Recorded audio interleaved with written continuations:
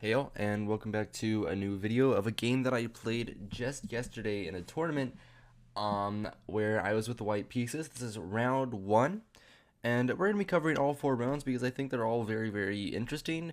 And yeah, we're just going to get into it. I start off with d4, which is my main move, and my opponent decides to respond to me with d5. A move that I really wasn't expecting, since most of the time in tournaments everyone plays knight f6, and like I honestly I don't think I've seen a d4 d5 in a for the board game like ever. So it kind of shocked me, and so I played bishop f4 pretty quickly. Knight f6, e3, e6, all normal stuff. Knight d2, bishop d6, bishop g3, all normal stuff. You're basically, when he goes bishop d6, you're normally supposed to play bishop g3 back because you want him to capture and then open up your rook like this. And if he takes there, you get awkward doubled f pawns, and it gets a little bit strange, but it's entirely playable because you have g3 ideas. Either way, this is how I like to play the position. My opponent castles. Speaking of my opponent is around 250 points higher rated than me, so I was expecting a tough game, and I got it after knight gf3.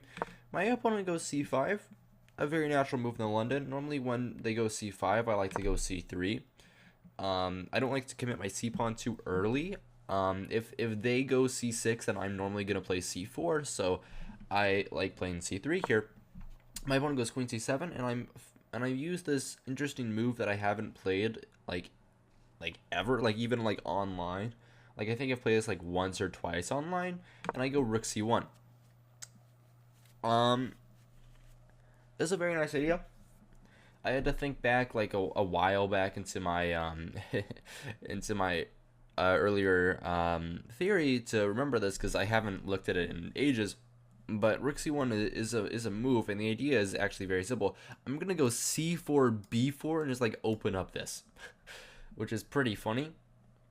And another reason why this is very interesting, mainly when my opponent goes queen c7 here, they're trying to not play this move knight f6 because at the moment it would hang a pawn on c5 since this pin exists. And my opponent goes knight bd7. A very normal move. He's trying to solidify his pawns, get his knight out into the center, and make sure that everything's hunky-dory. I go c4. This is the whole point of rook c1. My opponent goes b6, and now I go b4. And here I run out of theory. Like this is the last moment that I like know what I'm doing. After this, I'm pretty much on my own, and I have to play chess. My opponent goes bishop b7. Okay, and I think here for a while. These are hour-long games, so I have a decent amount of time to think. I take on d5, which is the best move. Basically, I'm saying that I'm opening up this first of all. After my opponent takes, there's a lot of ways he can take. He can either take with a bishop, knight, or the pawn, or he can take my bishop first. Then I might have some tactics with this move. I might have tactics with e4, e5, another very interesting option, and it gets very complicated very quickly. My opponent takes with the bishop. I had seen this, and I thought that after dc5, I was doing quite well. I am wrong. The best move here is one of two moves. I either have to play bishop d3 or queen c2. Queen c2 seems more natural to me because what it does is it defends this pawn, and I'm also like I'm also like still attacking the queen because I mean like everything is working right there. Either way, I play dc5. My opponent plays bc5, and my idea here, I spent like 5 minutes on this move, and I thought it worked. I thought it really worked. Was this move e4? This big like pawn sacrifice in the center. Basically saying, okay, well, first of all, if you take back with the knight, it's easy. Knight e4 here, queen takes. That's easy. And if you take back with the bishop, what I was gonna do, I was gonna take, and go bishop d3. This is my idea. It's a terrible idea that actually like completely loses. What I have to do first, I have to go here, And then knight e4, knight e4. This is, I guess, but I didn't really. Oh, and I have the skewer. Okay. Okay, that's a little tricky. I didn't see that at all, but yeah, I guess that works. That was my idea against everything. My opponent took the bishop first. I thought it made sense. He wants to keep everything together. I took this bishop. This was my idea, and he's worse. He's actually worse here. If he doesn't find this one crazy move that I was calculating, but I didn't spend enough time in my pre-calculations. I was just calculating on this move, and I was so concerned if this worked, um, and it does. The move is bishop f2, bishop f2, and after king f2, I saw my calculation here. I mean, up a piece for 2 pawns. I'm +2. I'm +2 here. I mean, he's probably gonna like recapture and stuff. But I thought, like, okay, I'm winning. I'm winning, right? Knight c5. I have like, I don't know, at least like knight b3 or something. I guess he has check here, but like at the same time, I thought I was better here. Somehow I am not better here. Somehow this position is actually better for black, although I am up a bishop, a full bishop, and I mean, like, that's crazy. That's crazy. I didn't see that. I didn't see that. I was trying to make sure that this didn't work during the move, but luckily my opponent didn't find that as well and played the third best move, bishop d6. Pretty bad move actually. Bishop f4 is equal, but bishop f6, bishop d6 is just a mistake after d6.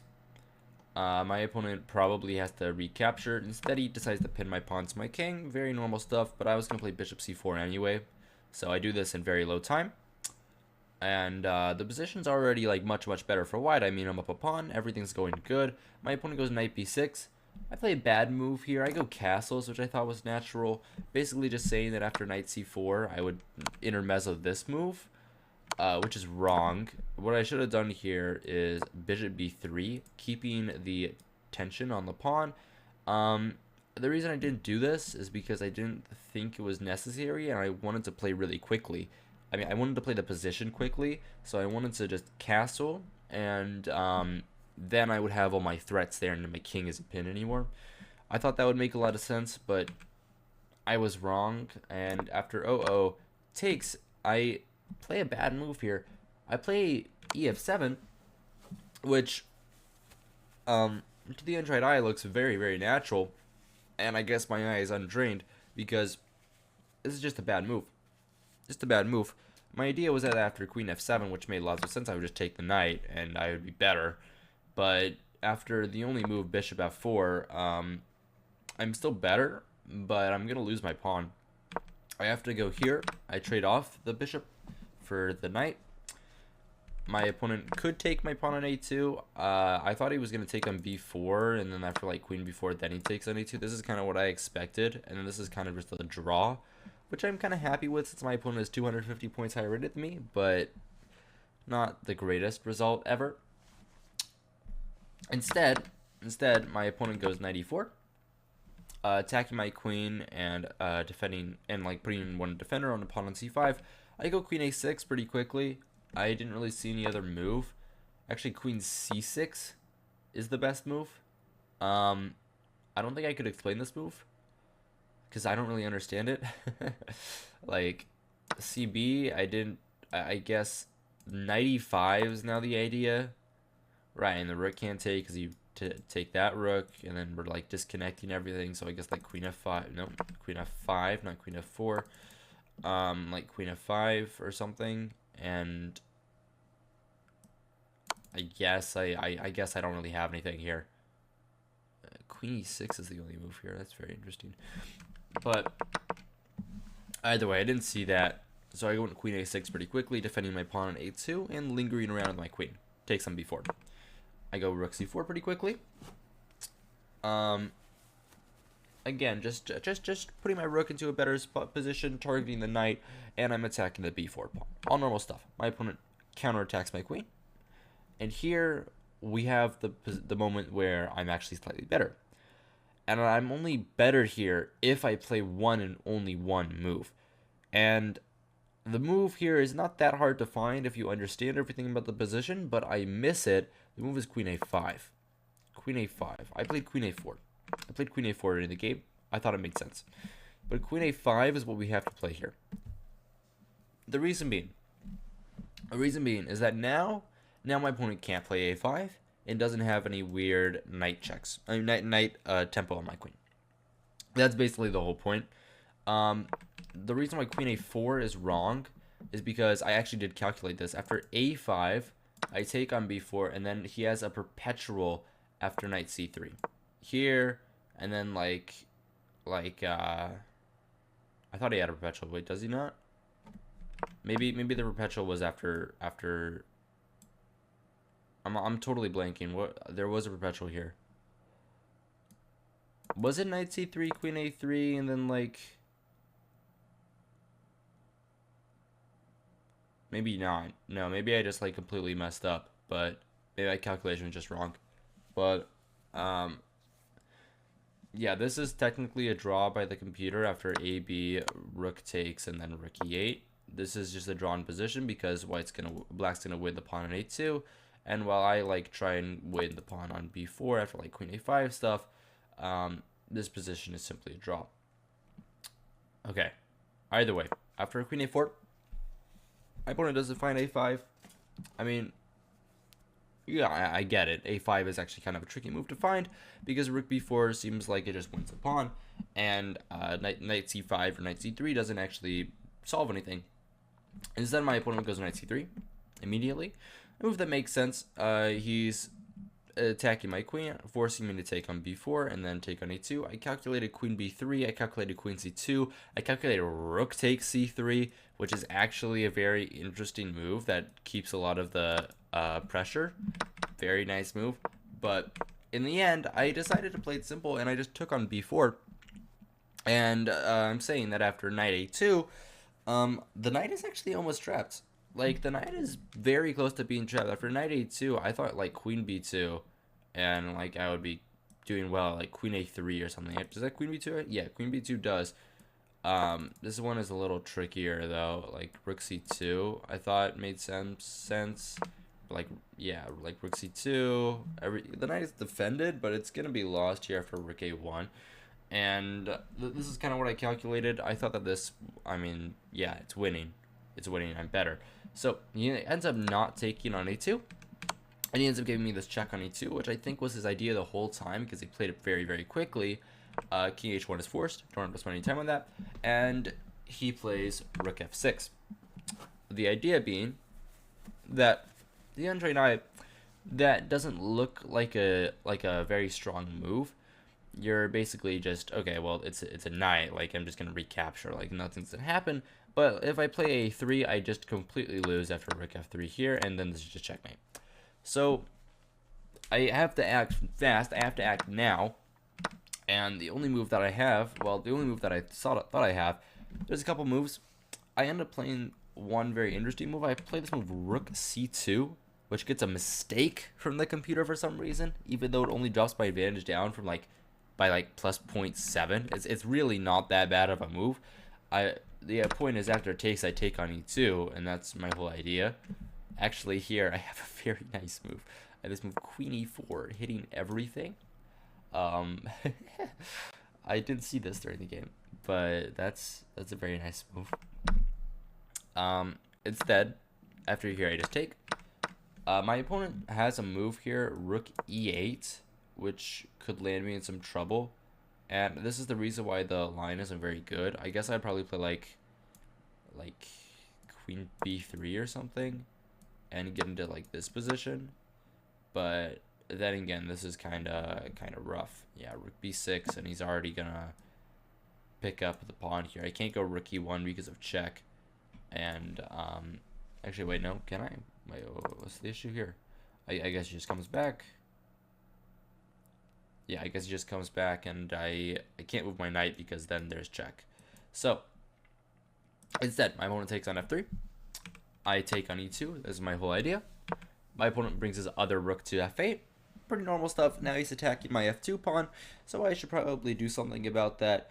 I go queen e4 instead, because he's not actually attacking my f2 pawn, because here I'm being like, the queen leads the charge, which never, ever works. Ever, ever, ever. Never, ever, ever, ever. And I would simply be easily winning here. And I can even make left here, but yeah, you know, it's easy. It's easy. Instead, my opponent drops back to f4, because now I'm actually threatening to take on f3 with this move queen e4. Because now this wouldn't come with a mate, because my queen would just simply capture. And I'm also defending my rook on e2. Rook f4, I drop my queen back to e3, putting extra defense on the f2 pawn, and now my rook might be able to move away in some lines. I might be able to go king g1 in some lines, keep more defense. And all in all, I'm simply up a pawn here. It's not a very good pawn, but I am up a pawn, so I do have a +1 advantage. Very, very nice. My opponent goes queen c4, and I thought this was wrong. I thought this wasn't a very good move. I wasn't expecting this. I don't know what I was expecting here, in all honesty, but I end up playing this move f3 after some thought, simply deciding to solidify my pawn before doing anything. I want to play rook c1, but I want to keep this pawn solidified first, and then I might get into some complications like that. So, f3. Rook 4, f6. I don't really get this move very much. I don't think it's that good of a move. And I quickly play rook c1, and I'm just better here. I'm better just because I'm up a pawn, and black doesn't really have anything going for them. I'm getting my rooks activated. There's no attack with the rooks, and I just think that everything's just gonna work out now. And my opponent immediately makes a mistake and goes queen h4, and the advantage balloons to +2.4 because the a7 pawn is hanging. The a7 pawn is hanging. And I take it after a couple minutes of thought, because of course the idea of sacking the a7 pawn like he did is that he wants to play rook h6 and have some sort of attack on my h2 pawn. But then I thought, okay, there's two things I could do. I could play h3, which is clearly what he wants.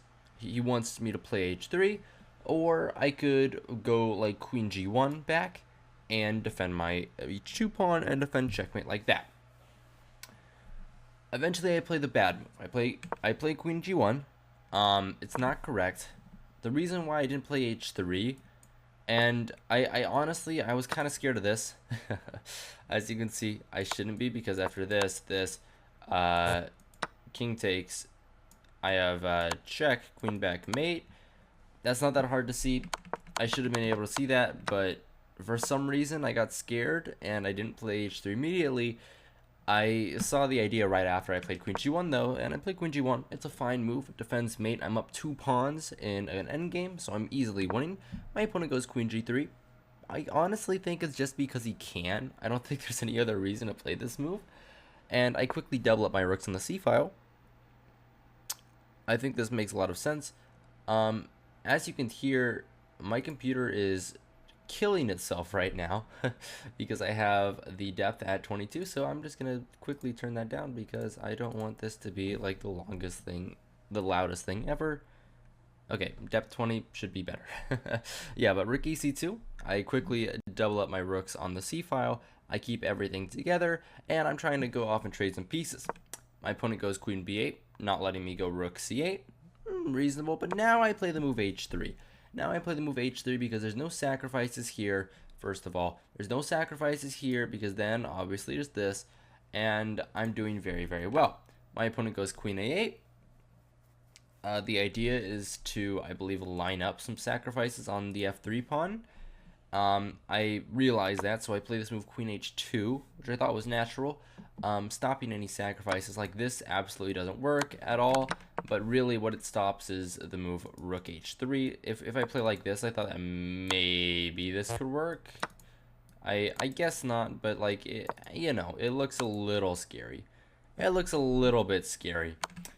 Either way, my opponent after I play queen h2, My opponent plays this move g6, which I didn't really understand. I thought it would just weaken things more than it helped, because it makes the rook kind of stuck here, and it weakens that piece. So I play this move queen g3.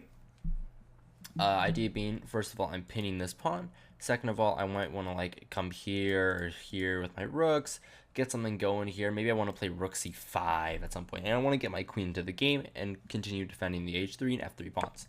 My opponent goes rook h5. I bring my queen one step further up to g4, which gets it even more active, and actually defends the c8 square. So that might happen in a future move. He goes rook f5. Making sure that my queen doesn't see the c8 square anymore, so that's kind of out of the question. And I play the top engine move here. I play this move a4. I mean, why not? I have a passed pawn. What do you do with passed pawns? You push them. So let's push our pawn and let's win the game, right? I wanna make a queen. My opponent goes queen a6. I take this opportunity to go rook c6, targeting the queen, getting my rook to a better square, because I don't think it's very good on c2. My opponent goes to a8. And before you get mad at me saying that, like, oh, you missed the easiest tactic in the world, yes, I saw rook g6. Rook g6 is not that hard. Obviously, here, and then rook c7. And my opponent at least has to sack the rook back. But I just didn't like that this was a queen endgame, and queen endgames can be very complicated. So I ended up not going for this. Of course, I realized that I could sack the rook for 2 pawns and easily win, but I don't want to like even have a very small chance of getting a draw, because as you saw in the video, queen endgames are way too complicated. If you haven't seen it, you should definitely watch it. Very, very cool video.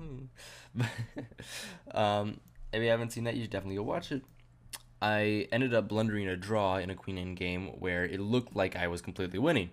So I don't want to allow that. So instead, I just play the move queen c4 check, and I trade pieces with rook c8. Everything gets off the board. I just have a +4 advantage. King up, rook a8. I'm simply going to push this a pawn and win the game. h5. I go a5, h4. I go a6, rook a5, and I play the move king g1. Slightly inaccurate. I'm kind of going in the wrong direction, but yeah, it makes sense. I have ideas of playing g4 here. I have ideas of playing a7 and like move my rook somewhere, so the king always has to stay on g7. Oh, one little idea here you might not know, like here, if king f7, you always have the move rook h8. Very important idea with this skewer. That's a very common idea in many rook endgames where you have a passed pawn. Remember that idea. But in actuality, my opponent ended up resigning in this position, and I got the win in round 1. A very, very nice win against a 1791 rated player, over 250 points higher rated than I was at the time of this event, and this is USCF rating, so that means that it's a lot stronger than chess.com rating. Chess.com 1700 would equate to around like 1200 USCF, like that type of thing. So yeah, that was this game, that was this video. I hope you guys enjoyed, hope you guys found this instructive, entertaining, all of the above. If you guys could leave a like, subscribe, do all the normal things that YouTubers tell you to do, that'd be awesome. Yeah, good evening and good night.